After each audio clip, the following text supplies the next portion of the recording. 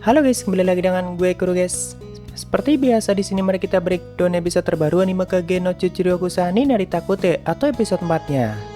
Dan sekalian gue akan jelasin scene mana aja yang kena skip dan juga berbeda dengan light novelnya. Oke, langsung aja kita masuk ke pembahasannya.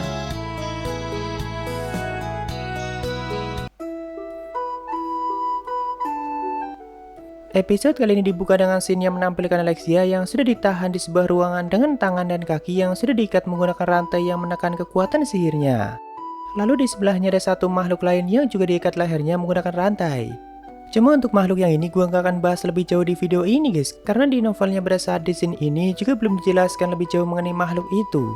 Tapi kalau kalian penasaran siapa makhluk itu dan bagaimana nasibnya, kalian bisa tonton di konten yang ini. Dan di situ gue udah bahas mengenai nasib dia di LN ataupun WE-nya.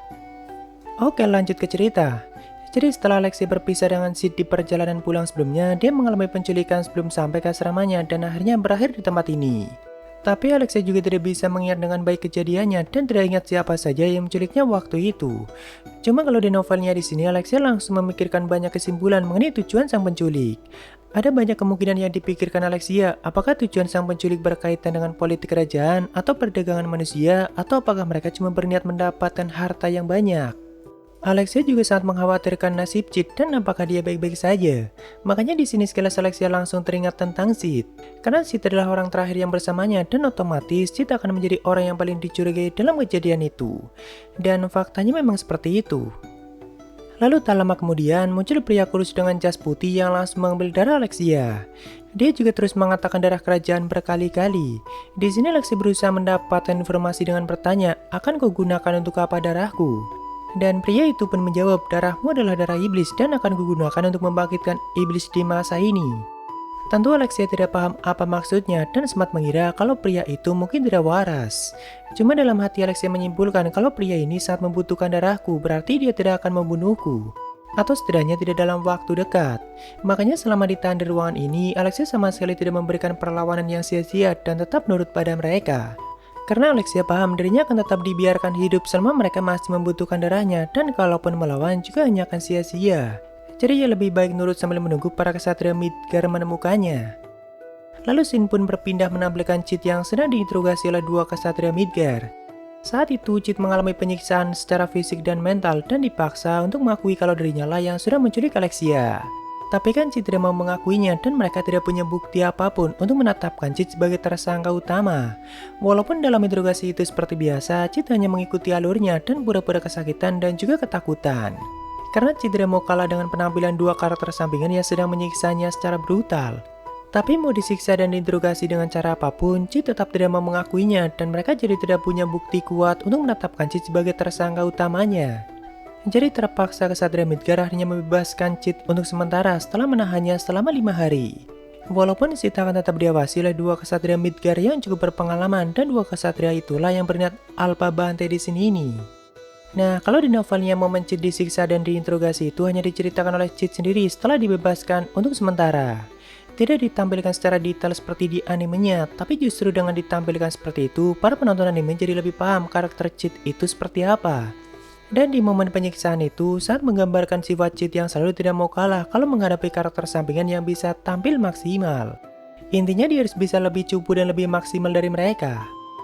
Lalu Shin pun kembali ke tempat Alexia ditahan dan lagi-lagi dia sedang diambil darahnya oleh pria kurus yang kelihatan sangat ngeselin.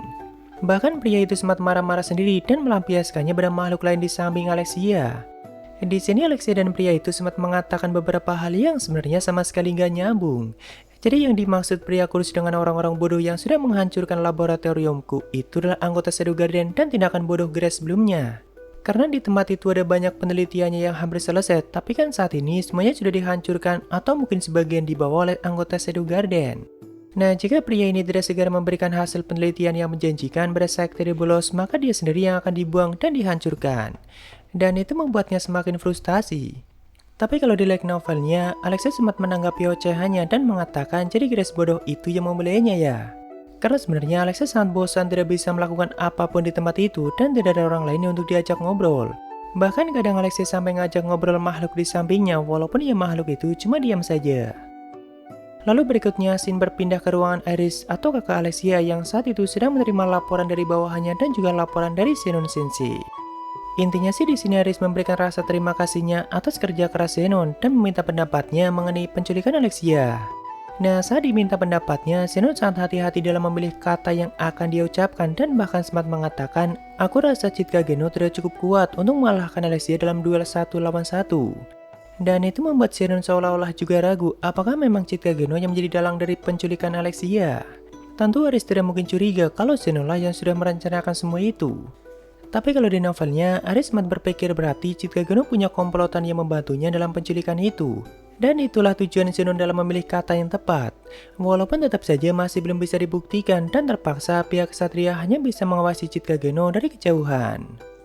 Lalu di sini di saat Zenon berniat pergi, di depan ruangan itu kakak perempuan Chit yaitu Claire sedang berusaha menerobos masuk dan berniat menemui Aris secara langsung. Cuma sayang sekali dia harus ditenangkan oleh Rosoriana yang menjadi ketua OSIS di akademi itu. Dan tentunya Claire tidak bisa bertemu dengan Iris untuk membicarakan adiknya. Jujur gue sangat menyayangkan untuk scene yang ini sih, karena di animenya malah dibuat kayak bercandaan dan tidak ditunjukkan kemarahan Claire saat bertemu dengan Iris.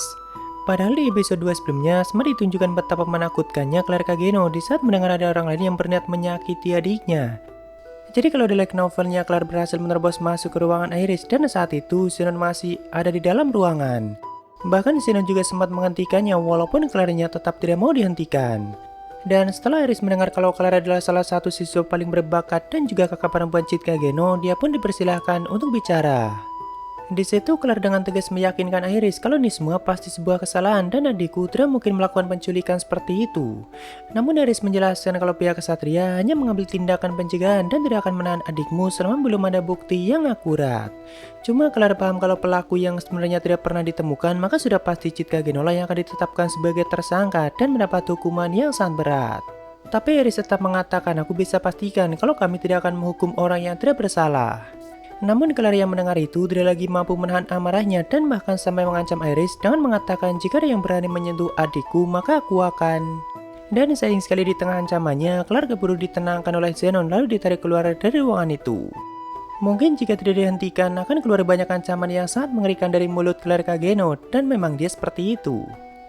Nah, dari kepedulian Claire pada adiknya itulah, Aris jadi mengingat kembali hubungannya dengan Alexia yang semakin hari semakin jauh.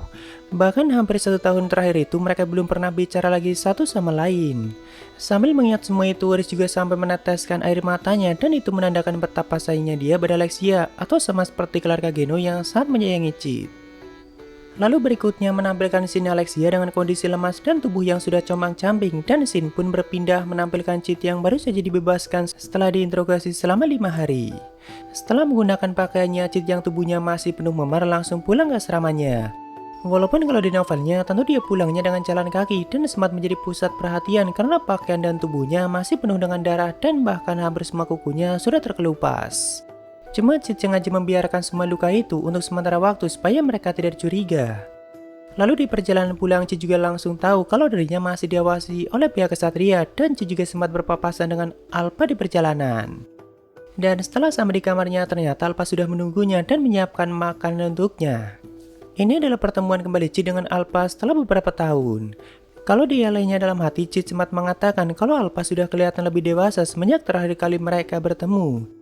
Jadi sebelum Chit masuk ke akademi, kan di novel ataupun animenya sempat mengalami time skip selama 2 tahun. Nah, selama itu anggota Shadow Garden yang sering kali menemani Chit dan melaporkan semuanya itu adalah Beta. Sedangkan Alpha dan 7 anggota utama lainnya selalu menjalankan misi di luar wilayah dan mungkin selama itu juga Alpha belum pernah menemui Chit lagi. Makanya di sini Chit sempat mengatakan bukannya Beta yang harusnya menjadi asisten pribadiku, tapi kenapa kali ini Alpha sendiri yang menemuiku? Alpha pun menjawab kalau dirinya mendapat pesan dari Beta karena situasinya semakin tidak terkendali. Lalu di sini Alpha memberikan sandwich dengan isi tuna untuk Chit makan, walaupun di animenya namanya diganti menjadi McDonald. Tapi harusnya masih sama-sama produk makanannya dijual di restoran Michigoji atau restoran paling terkenal di kota itu, dan itu adalah milik Shadow Garden. Setelah memakan itu, Chit sempat malas-malasan dan kurang peduli dengan situasi yang sedang dihadapinya. Sedangkan Alpha yang melihat itu memaksanya untuk segera bertindak dan semakin mempertegas kalau masalah yang sedang dialami Chit saat ini bukan masalah yang sepele. Jadi ya seperti yang dipahami oleh Claire sebelumnya, kalau Chit itu masih belum bebas penuhnya. Jika pelaku yang sebenarnya tidak pernah ditemukan, maka sudah pasti Chit Kageno yang akan ditetapkan sebagai tersangka utama.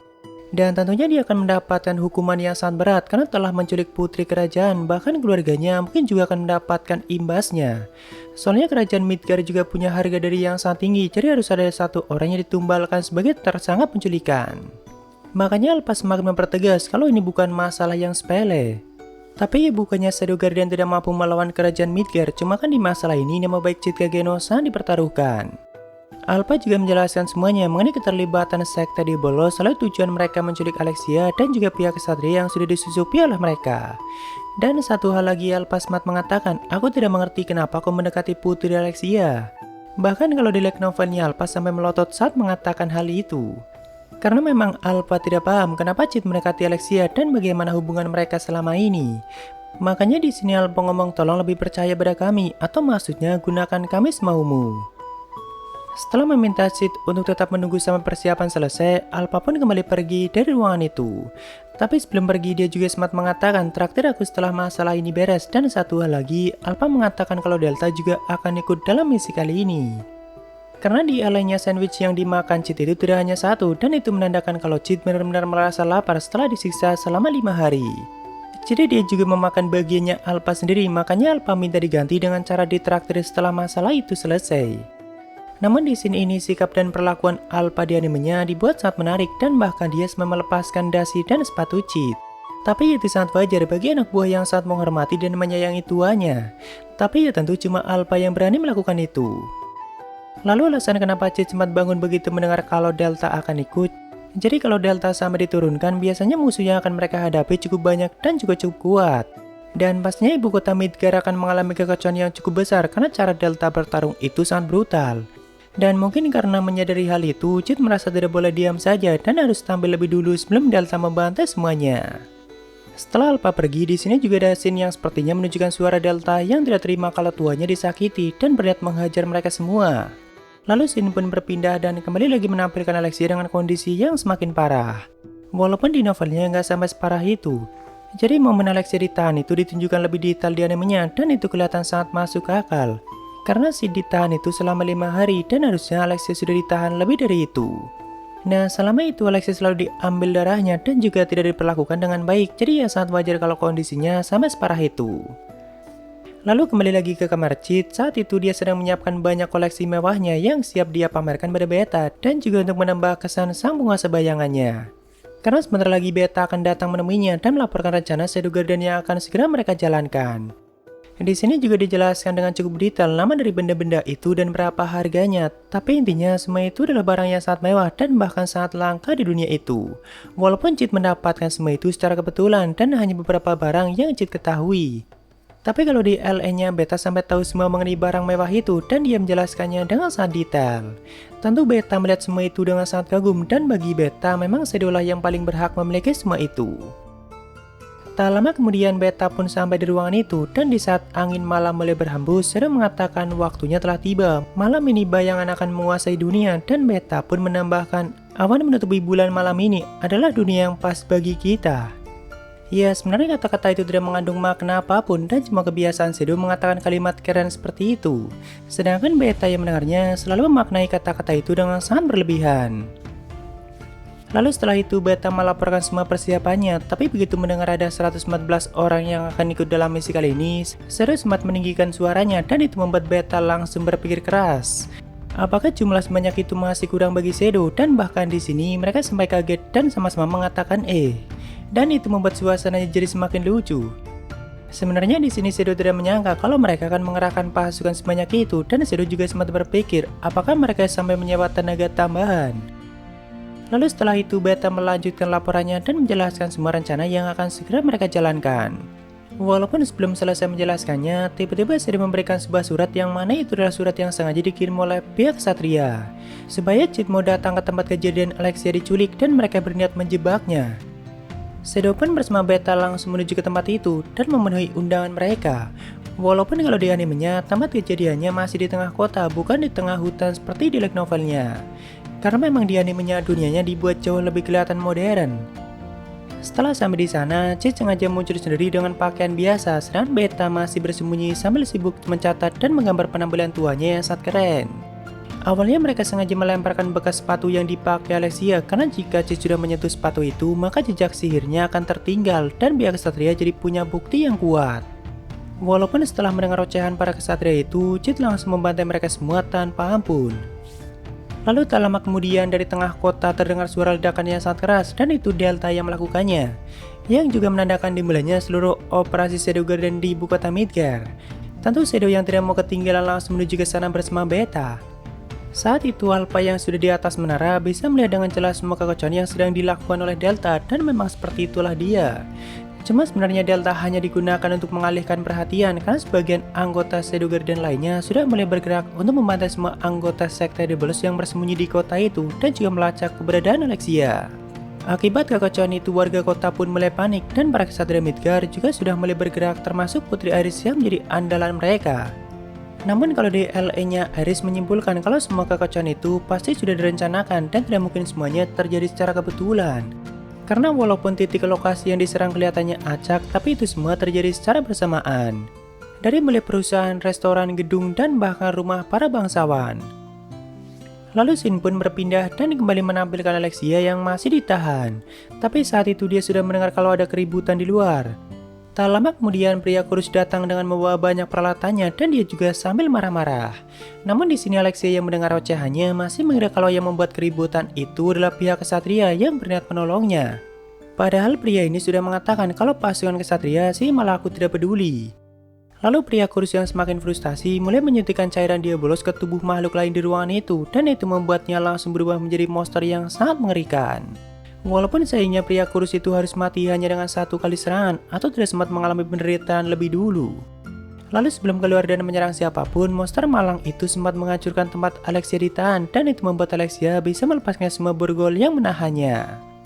Alexia sendiri yang masih mencoba mengamati situasinya memutuskan untuk keluar dan mengambil sebuah pedang tipis untuk melindungi diri. Sampai akhirnya dia bertemu dengan pria yang sangat dikenalnya yaitu Zenon Sensei. Dan pria itulah yang selama ini merencanakan semua penculikan Alexia.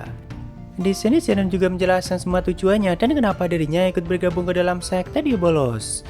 Walaupun Alexia masih belum bisa memahami semua itu.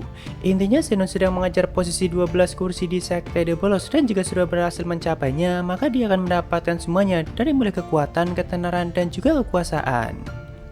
Tak lama kemudian mereka berdua pun akhirnya bertarung walaupun dalam pertarungan itu kemampuan Alexia masih belum cukup untuk mengalahkannya.